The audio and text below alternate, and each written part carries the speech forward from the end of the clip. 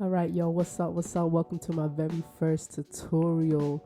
So today we're actually going to be talking about how to get trap hi-hats. Um, if you don't have a push, it's very difficult to be able to, not difficult, but it like when you first go into Ableton, it's just like, what do I do?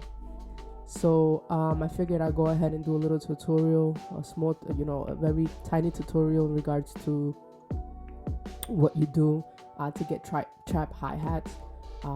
This is what I figured out when I first started. So if there's any other ways that somebody else does it, just let us know, because I don't like really doing it on the piano roll. It's very difficult with the Ableton one, so I kind of did a workaround.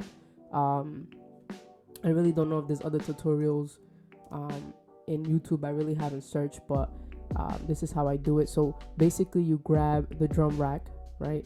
The drum rack, there's gonna be at the bottom. Is gonna be sections where you can go ahead and add hi hats. So I'm gonna go ahead and get a hi hat. Let's see. Let's just do. See, I already have one built here, so this is kind of what it's gonna look like. Let's see if I can like. It's not gonna let me, huh? Let's see. Alright. Actually. Oh no, never mind.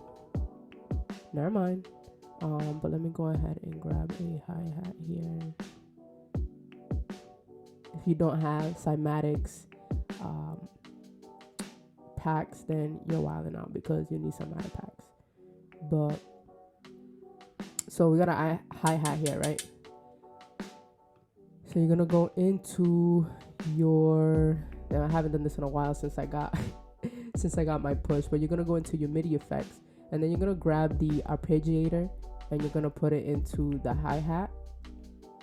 And over here you can actually choose, like, depending on the type of beat that you're making. If you're in minor or major, then you would put whatever key you're in, so that way it doesn't go out of key when you're doing the arpeggiator.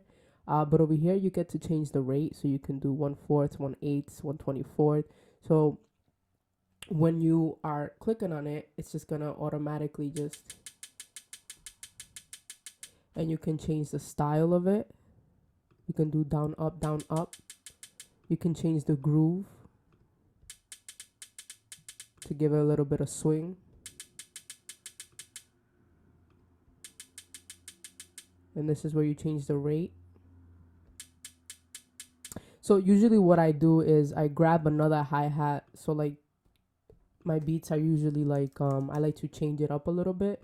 So I usually either grab the same hi-hat or I grab a different hi-hat. And then I put another arpeggiator into that hi-hat. What did I have the other one? I think I had it on minor. Hold on. D minor. So then I put this one on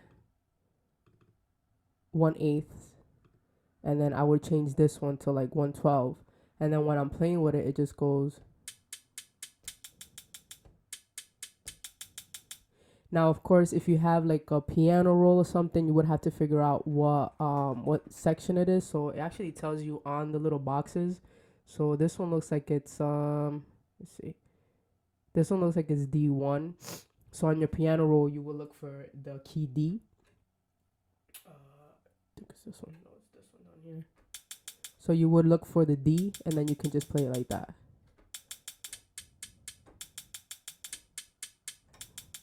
And again, you can do like, you can add various of hi-hats and just mess with it. And yeah, that's how I figured out how to do it. It's very easier than to having to put it in the piano roll, because that's just annoying and time consuming.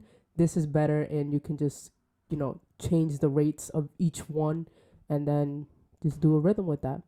But yeah, hope you enjoyed this, a little tutorial in regards to what I personally do. And I hope you enjoyed it, and hopefully this works for you, because it helped me out a lot when I didn't have the push. Because actually with the push, there's a repeat thing where you can just select the rate. So, but yeah, this is more for like beginners, and yeah, I hope this helps. Peace.